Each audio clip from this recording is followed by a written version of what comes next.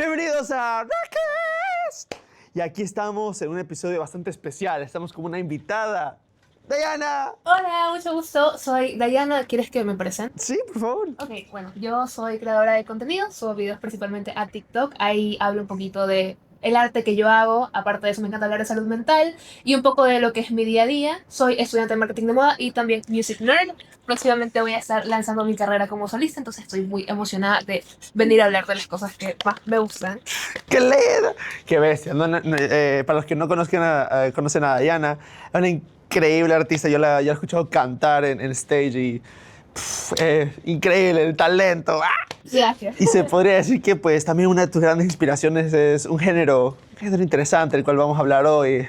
De eso vamos a hablar el día de hoy, que es el R&B. R&B. Sí. Sí. Inspiración principal Oh. para todo lo que hago, y creo que también uno de los géneros que, a pesar de no ser pop, sigue en las charts hoy en día, sigue siendo de los más populares, y creo que tenemos aquí mucho de lo que hablar. Sí, vamos a hablar sobre 5 artistas, los cuales nosotros compartimos bastante, de los que hemos hablado regularmente. Y qué mejor que empezar con Frank Ocean, uno de los artistas que, a pesar de que no está ahorita produciendo música y han pasado ya más de 10 años desde que sacó su último álbum, hasta el día de hoy sigue siendo una gran influencia en el mundo del R&B. ¿Y qué más se puede decir de estos 2 excelentes álbumes que sacó? Te puedo decir que Frank Ocean, primero, que es el artista favorito de tu artista favorito.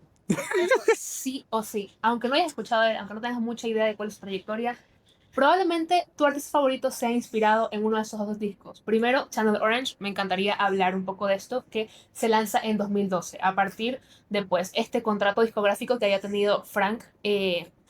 Y nada, creo que es un álbum que irrumpe un poco con esta idea que se tenía del R&B, porque para este punto tenemos a Chris Brown y a Usher liderando las charts número 1 en todas partes, y el R&B estaba girando mucho alrededor de este concepto de masculinidad, ¿no? Sí. Esta masculinidad muy marcada, y el fandom pues de este género era uno muy específico, ¿no? Em, Unos días antes de que Frank Ocean saca su álbum, Channel Orange, él postea una carta a Tumblr que habla un poco de qué sintió al momento de escribir este álbum, a partir de cuál experiencia seguía, que fue una experiencia que tiene con una persona muy cercana a él, y que es algo que en teoría no hubiera funcionado, pero Frank Ocean lo hace de una manera tan real y Sí. sin filtros, que atrae mucho a una audiencia muy específica. Claro, lo que funciona de él como artista es esa honestidad que trae a su música, ese, por decirlo así, sin filtro que tiene al momento de hablar de sus emociones, de su vida, se podría decir. O sea, Channel Orange, a pesar de que creo que es un álbum excelente, es literalmente el primer pasito a lo que fue Blonde. Sí. Blonde es, aunque no parezca ya por sí, Channel Orange es un álbum súper fuerte en el sentido de lo honesto que es Frank con sus emociones y con cómo se siente. Y esto conecta mucho con la gente. La sinceridad y el talento pueden llegar a romper barreras muy fuertes. Sí. Y Blonde fue, ¡pum!, otro paso más. ¿Cómo te sentiste cuando escuchaste el Blonde? Fue muy fuerte, fue muy honesto, Chido. fue devastador. Muchísimo. Yo creo que apela a esta parte sentimental, porque creo que Channel Orange busca contarte una historia de diferentes como piezas de la vida de Frank. Blonde se entra en un sentimiento muy específico.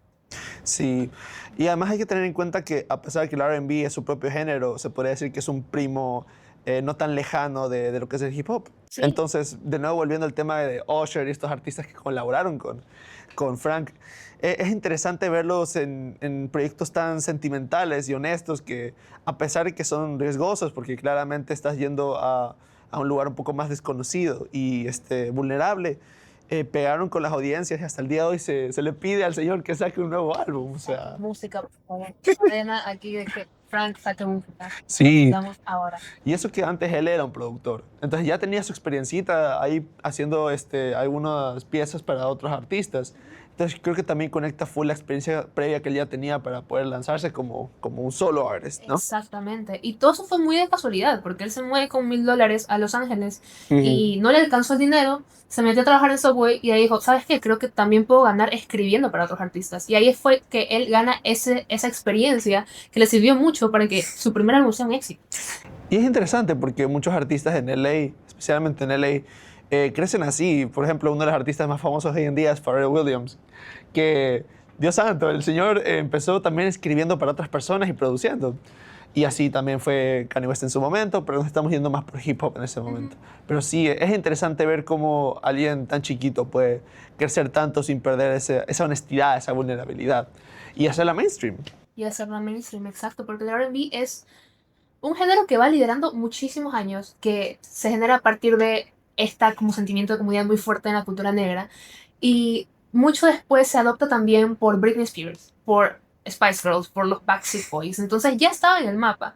Siento que lo que hace Frank Ocean es un poco distinto, no sientes que es R&B al primer momento que lo escuchas y ya después lo entiendes y dices, ok, la influencia está clarísima y también es algo muy único, muy diferente. Sí, es su propio take en el género. La verdad que sí. Pero hablando también del género, de takes diferentes, ¿por qué no hablamos de un artista, se podría decir, un poco bizarro?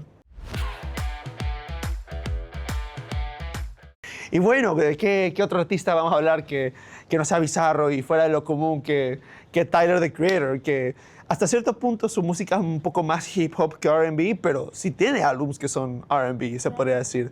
Es interesante porque su álbum que ganó ¿cómo se llama? El Grammy a mejor álbum de hip hop, de rap del año, fue el único álbum que ha tenido él que es puro R&B. Que es puro R&B, que es una Literal. mezcla de géneros también muy populares. Sí. Y me parece increíble. Y que es, digamos, que el producto más refinado después de Flower Boy. Sí. Que es como que este intento en el que él dice, le voy a dar al público lo que quiere. Sí, yo creo que Tyler, contexto, vamos a hablar un poquito de no de redención, pero la evolución del personaje de Tyler como un personaje dentro del medio. Tyler siempre fue este chico súper problemático que llamaba la atención con ruidos fuertes y con lyrics llamativas, pero a la final era solo conocido por eso. Sí tenía algunas canciones que como que creo que trataban de contar algún tipo de narrativa, por ejemplo en Wolf. En Wolf trató de crear una historia con lo que él tenía en 2013, creo que fue, pero poco a poco él fue evolucionando y verse a sí mismo, por decirlo así, un poco más introspectivo. Yo siento que él tiene una carrera tan larga que uno como oyente va creciendo con él y se va adaptando también al tipo de música que él quiere hacer. Porque nunca ha sido igual, ¿no? Pensemos en sus últimos dos proyectos, por ejemplo, Chromacopia y Don't Talk Glass. O sea, cuando él estaba haciendo Chromacopia estaba maquinando un universo, estaba pensando en un montón de cosas, pasó tanto tiempo refinando, puliendo su sonido.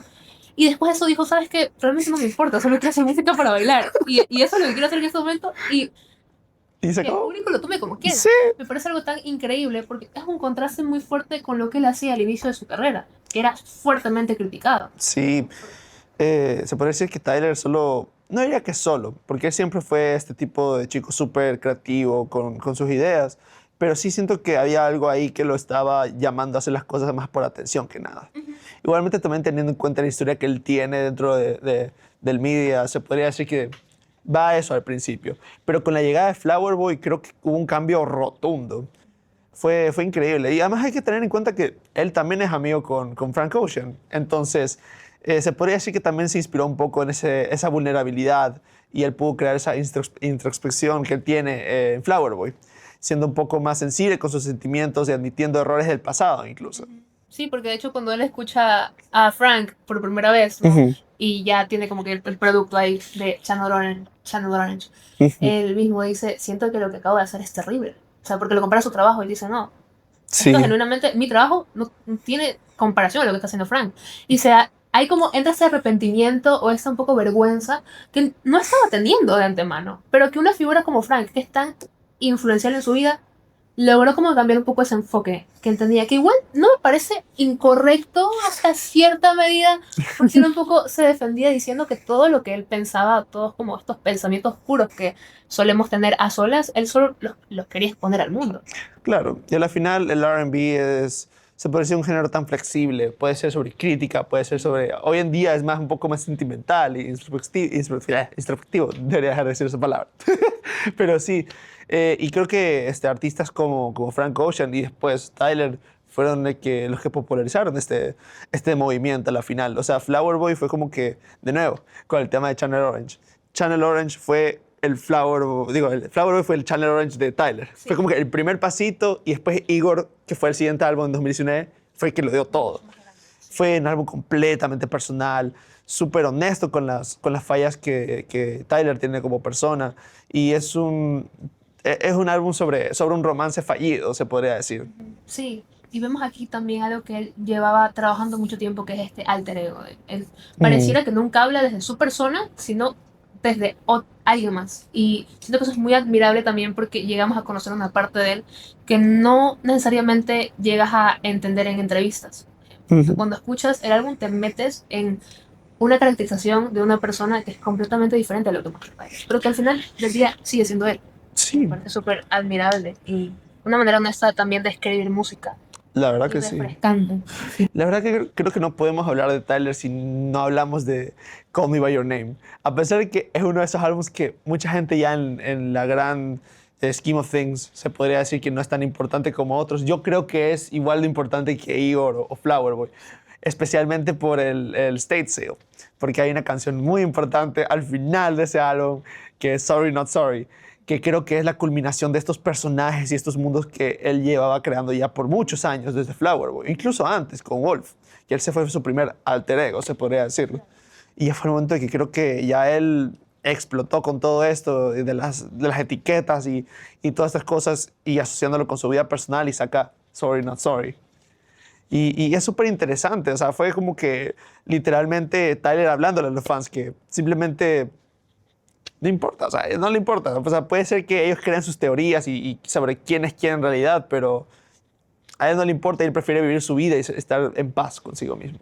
Y creo que algo que puedo rescatar mucho de Tyler es la manera en la que él muestra un poco este que me importismo a lo que digan los demás, pero también se mantiene en constante comunicación con sus fans de lo que él es en este momento. Y tiene muchos mensajes súper positivos sobre la creatividad y sobre dónde lo ha llevado a él y lo muy poco que importa lo que quieran otros y solo ayuda a él pues crecer muchísimo y resulta una inspiración muy fuerte, por ejemplo, para lo que a mí me gustaría hacer, para lo que muchos otros queremos hacer, no solo en la industria de la música, pero a nivel creativo y en la vida, ¿no? Sí, Entonces, es interesante también a nivel de marketing cómo él se ha manejado esta personalidad de que me importa, se podría decir.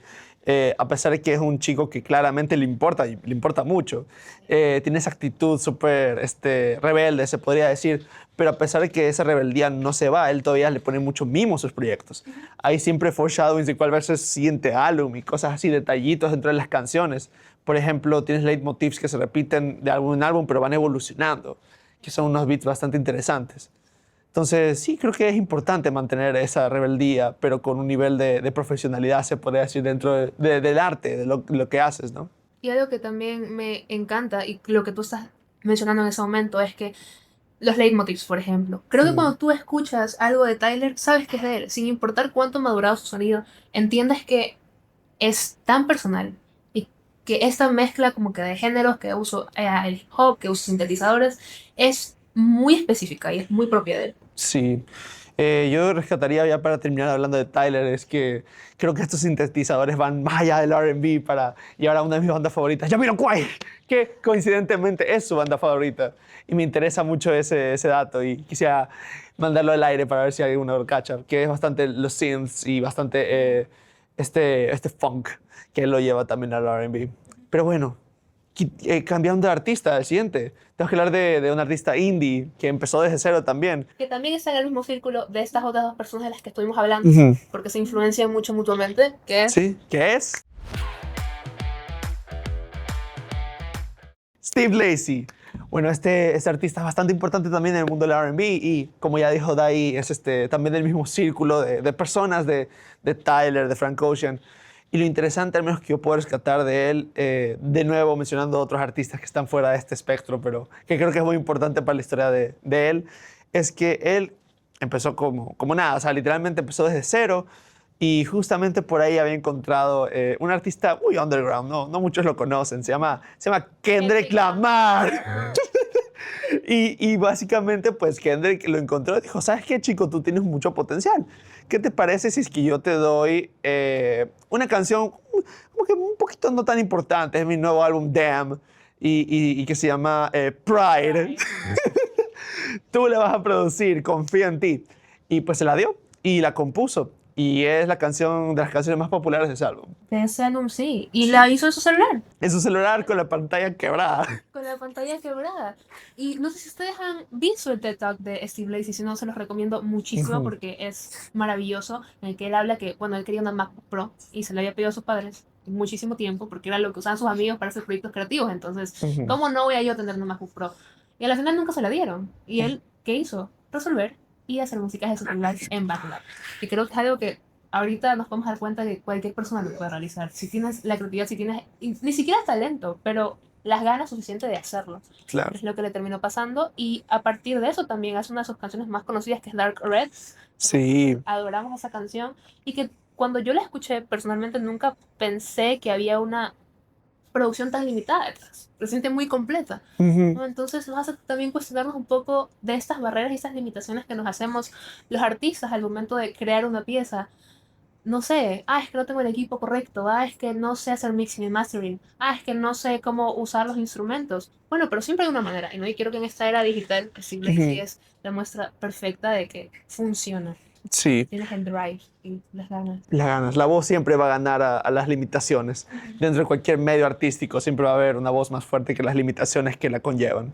Y creo que Steve Lacy es una representación perfecta de esto mismo. Sí, yo lo amo, lo amo. La amamos. Y ahora va a sacar su último álbum, del que tengo muchísimas ganas de escuchar y saber un poco más, porque hace 2, 3 semanas salió su nuevo single, The Feeling, en el que su sonido se escucha mucho más refinado. Obviamente se nota que hay mucha más ayuda de estudios y de herramientas profesionales, pero está todavía esa alma como que muy casera de juntar elementos a veces que se sienten muy básicos, pero para crear algo más hermoso. Sí. Y nada. Y no se puede decir mucho más del chico. O sea, le falta mucha carrera por delante. Hablando de carrera por delante y nuevos artistas, ¿sabes quién podemos hablar? Una nueva artista emergente y que salió hace muy poco, que es ni más ni menos ¿Qué? Doechii. Es una nueva artista, hace poco pues empezó con su carrera, ¿no? ¿Qué fue? 2024, ¿no? Por ahí, o sea, bueno, digamos que su mixtape fue lanzado en 2024, sí, pero ella llevaba mucho Ujú. tiempo intentando, sacando singles que se popularizaban en TikTok, pero que realmente no se entendía quién estaba detrás de ellos. No, ya no nos llamaba la atención, porque solo eran sonidos o fracciones de cosas que escuchábamos por ahí, ¿no? Pero ahora Claro. conocemos a Doechii por quién es, por la artista establecida que ganó un Grammy hace un par de años Sí. y que dio un discurso súper motivador para las personas que estamos en esto. Hace tiempo estuve viendo una de sus múltiples videos que tiene en YouTube, porque ella documentaba Ujú. toda su carrera. Si les interesa, pueden ir al canal de Doechii, que ahí tiene todos sus diarios de las cosas que ella pensaba y quería lograr. Y entre eso ella menciona lo importante que es no solo tener el talento, sino tener la audacia para hacer las cosas. Que ella se lanzaba a tener conversaciones con gente con las que no quería hablar Ujú. y de alguna manera terminó metiéndose en este mundo, ¿no? Sí, es una chica bastante, ya así mismo audaz y también yo diría que fuerte. Me interesa mucho que este álbum que ganó justamente el Grammy, que es su primero, de verdad. El Sí. primer álbum, su debut. Ajá. Damn, eso es mucho. Es bastante.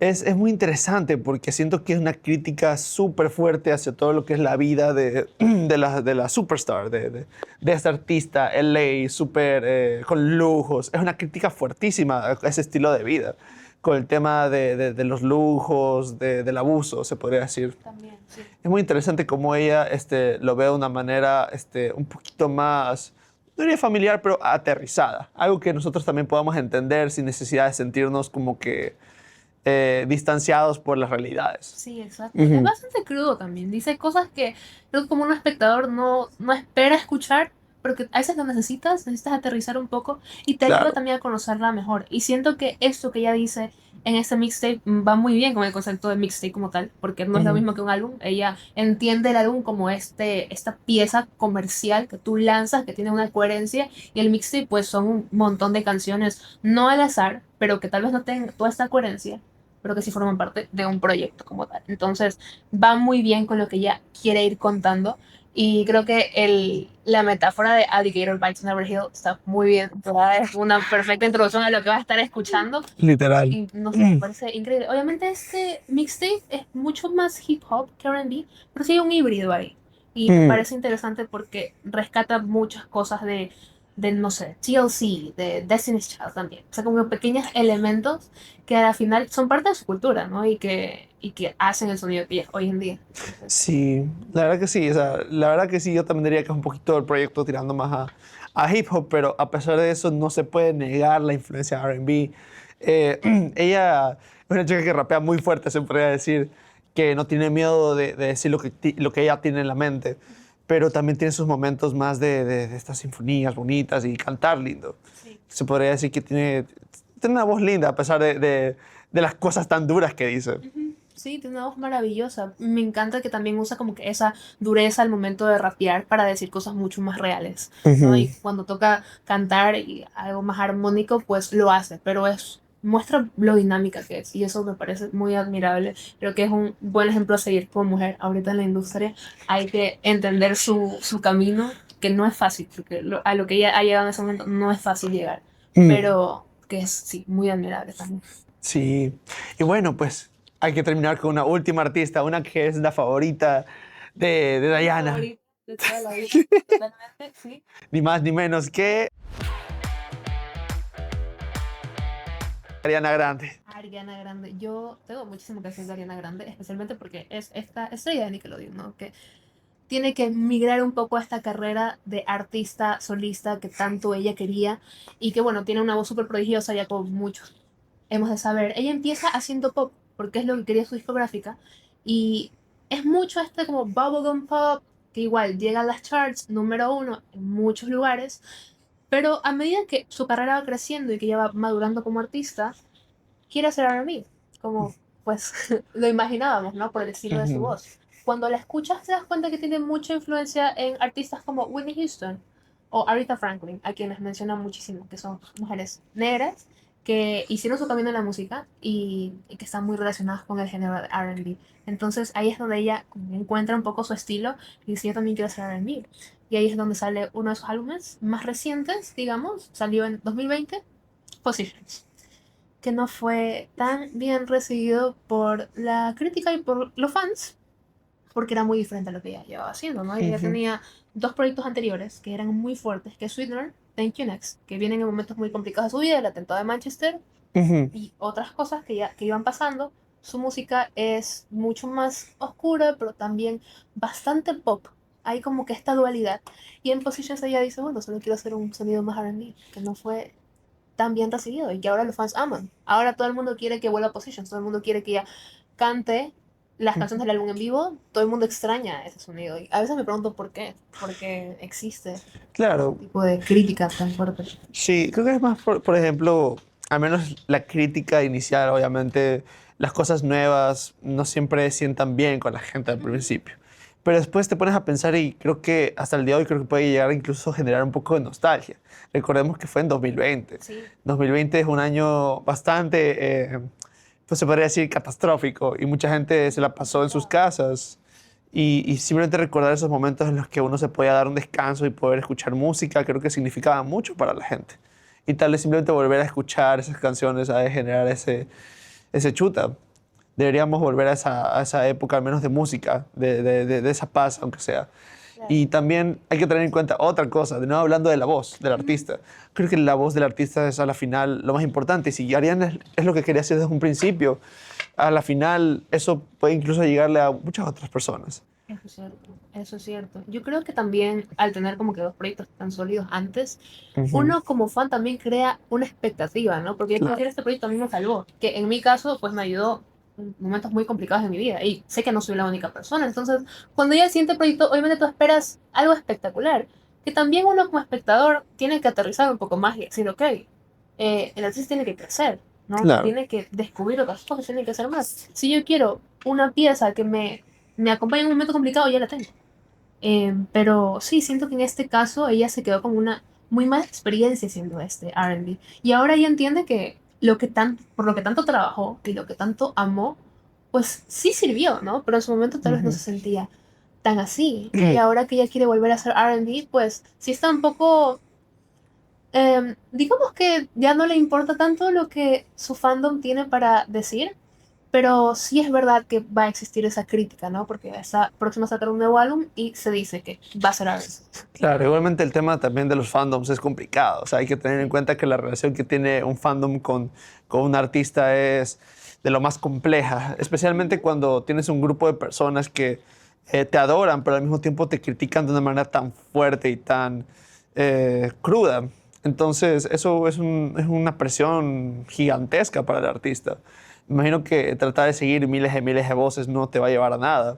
Entonces, me imagino que Ariana simplemente decidió que a la final ella iba a decidir por sí misma. Obvio, yo creo que es algo igual súper valioso. También ella se tomó un salto de 4 años entre hacer un álbum y el otro, que me parece también muy importante, porque una persona con una trayectoria tan larga como ella, que siempre ha recibido una cantidad de críticas, necesita también tener ese tiempo para reset, Claro. volver a empezar, que creo que es de lo más inteligente que uno puede hacer. Y más ella que tiene una relación muy complicada con sus fans en este momento y que ya lleva años siendo así, que a veces no sabe si realmente son sus fans, son personas que en secreto la odian, pero que creo que es un poco importante hacer también conciencia de eso y hasta qué punto uno idealiza tanto a una persona que pierde un poco de contacto con la realidad, ¿no?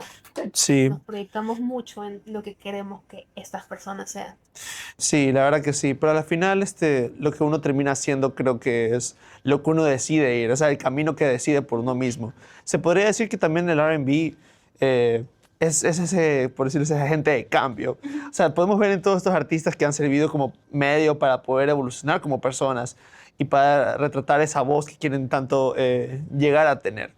Ya sea por manera de críticas sociales, ya sea por simplemente hablar sobre sus propias experiencias en la vida, o simplemente encontrar un público que las escuche. Entonces, todo esto creo que es válido y creo que el R&B ha sido un medio súper bello para poder comunicar todo esto. Creo que es un género del que puedes rescatar muchísimo. Podemos rescatar muchísimo porque funciona, ¿no? Funciona, sigue funcionando, sigue llegando al top de los charts. No solo la música popular, no solo el pop, sino que también hay mucha influencia o muchos híbridos con R&B que sirven y que hay muchísimas historias que contar. O sea, tenemos historias, hemos hablado de historias increíbles de un montón de artistas que tienen un background completamente distinto uno del otro, pero que funcionan y que han llevado este género a una posición muy distinta a la que estaba antes, ¿no? Porque, bueno, pensamos en los años 90 y pensamos en lo que hacía TLC, Brandy and Monica, Destiny's Child. Es diferente a lo que se quiere hacer ahora. Ahorita apuesta por algo un poco más sentimental. Siento que es importante para tiempos así en los que estamos tan numb a Sí, cualquier cosa. Entonces, nada, rescato mucho eso. Aunque es muy importante seguir escuchando ese tipo de música que te mantiene en contacto contigo mismo y que también te hace pensar mucho, ¿no? Entonces, eso. ay, qué lindo mensaje. La verdad que sí, el R&B es este medio para poder conectar con nosotros mismos. O sea, no pudo haberlo dicho mejor Diana, la verdad. Qué lindas últimas palabras. Honestamente, ¿y qué tanto esperar de los nuevos artistas? Que todavía queda mucho de ver de ellos. Entonces, queda solo pasar los años, seguir escuchándolos y escuchar estas historias creadas por ellos, ¿no? Por esta música nueva. Y bueno, eso sería todo para el nuevo capítulo de Rockcast. Aquí están las redes sociales. Síganos y también sigan las redes sociales de Diana, que las vamos a poner por aquí. Por favor. Muchísimas gracias. Apoyen, por favor, vayan a escuchar su música y vayan a ver sus redes. Entonces, ¿eso sería todo? Eso sería todo. Muchas gracias. Gracias a ti, Dai. Nos vemos. Chao, chao.